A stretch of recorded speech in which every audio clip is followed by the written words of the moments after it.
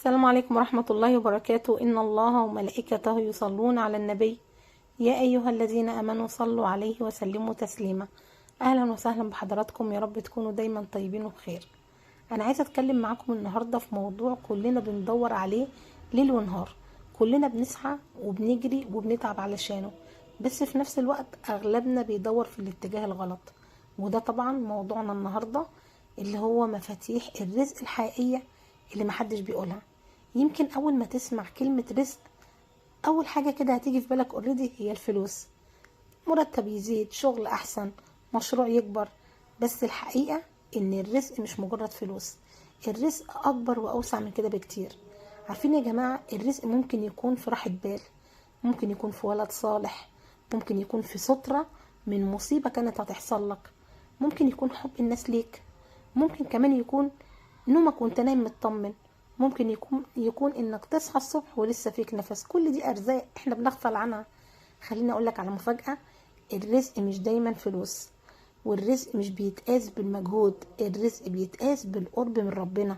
في ناس بتشتغل ليل ونهار ومع ذلك البركة غايبة عنهم، وناس بسيطة جدا بس ربنا فتح عليهم في كل حاجة. سبحان الله، ربنا سبحانه وتعالى قال: وما من دابة في الأرض إلا على الله رزقها. يعني رزقك مكتوب ومضمون من قبل حتى ما تتولد، بس المفتاح في ايدك. المفتاح هو انت قريب من اللي بايده الرزق قد ايه. انا عايز اقولك على مفاتيح رزق محدش بيتكلم عنها بجد، مش اللي هي بتتقال في كتب التنمية البشرية ولا اللي الناس بتقولها كده والسلام.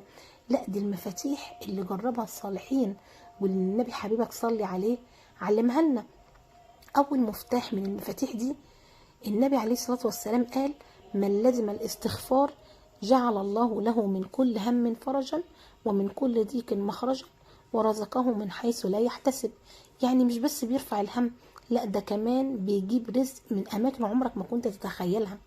بس خدي بالك، مش مجرد استغفار كده باللسان، لا، استغفار نابع من قلب حاسس انه فعلا مقصر، قلب فعلا ندمان وعايز يبدأ من جديد.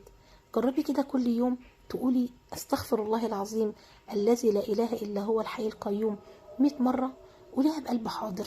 شوفي بقى الفرق في حياتك خلال الايام اللي جاية، واللي هتحسي برزق بيتفتح لك في الصحة وفي الراحة وفي الناس وفي الشغل وفي كل حاجة.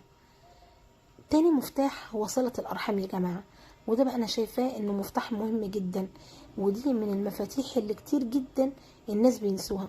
بس النبي حبيبك قالها لنا واضحة وصريحة جدا: من أحب أن يبسط له في رزقه وينسأ له في أثره فليصل رحمه.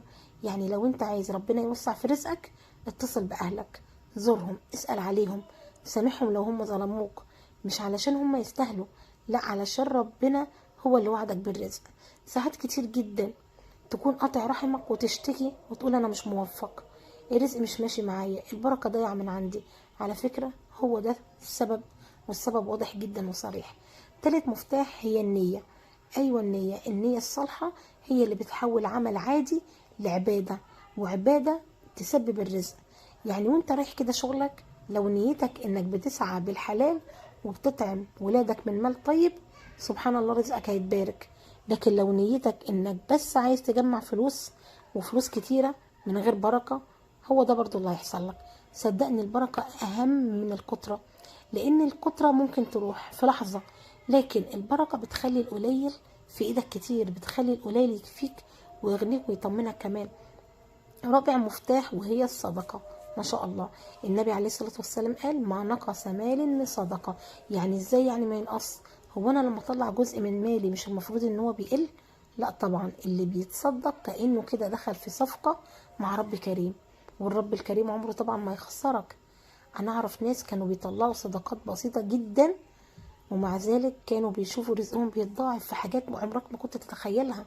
مش دايما فلوس، ممكن حاجات كانت هتضيع ربنا بيحفظها لك، ممكن حاجة كانت هتتكسر تتصلح، ممكن رزق ابنك يتفتح فجأة، او باب خير يجيلك من حيث لا تدري.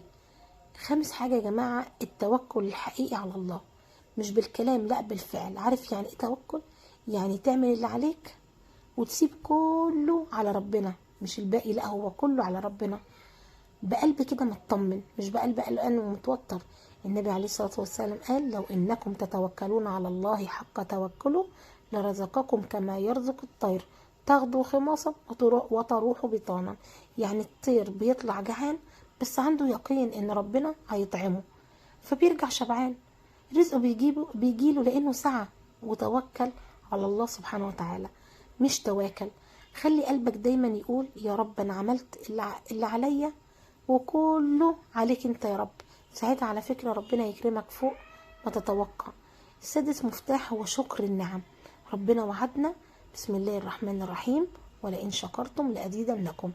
بس الشكر مش كلامه بس، لا، الشكر فعل. يعني تستخدم النعمة في طاعة مش في معصية. يعني لما ربنا سبحانه وتعالى يرزقك ما تضيعش رزقك. يرزقك وقت ما تضيعهوش. يرزقك علم استخدمه في خير. يرزقك فلوس ساعد بيها غيرك. ساعتها سبحان الله ربنا هيزيدك ويفتح لك أبواب رزق جديدة عمرك ما كنت تعرفها.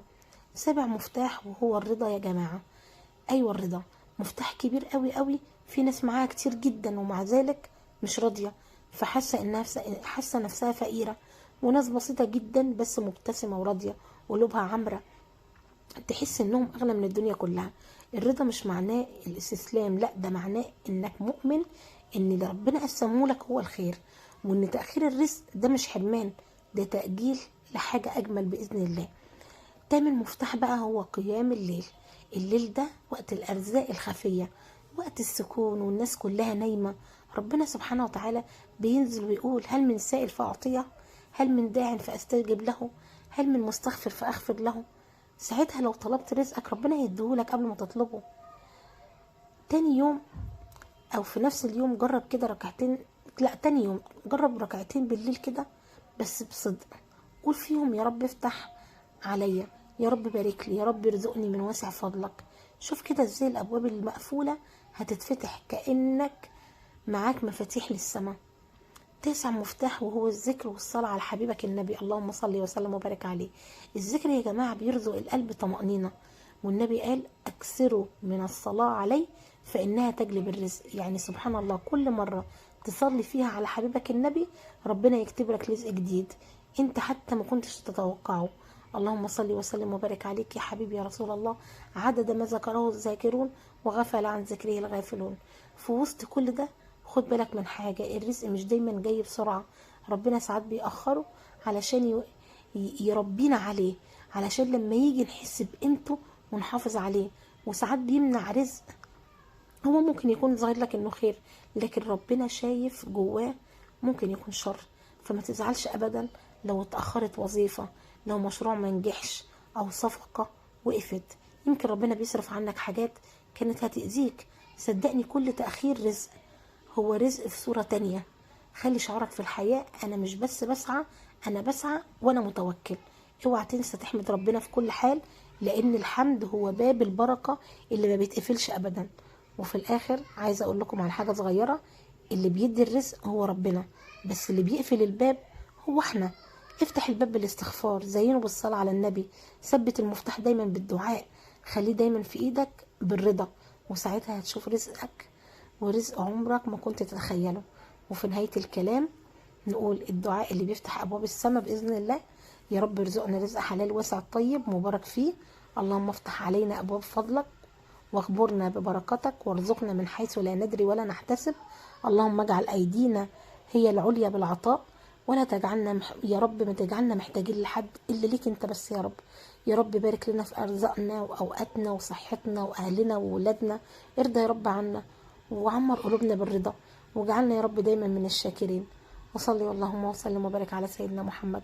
لو وصلت لحد هنا واستفدت ولو بكلمة من الفيديو، ما تنساش تدوس لايك واشتراك علشان يعم الخير وزيادة الأجر إن شاء الله. صلوا على من أمرتم بالصلاة عليه، والسلام عليكم ورحمة الله وبركاته.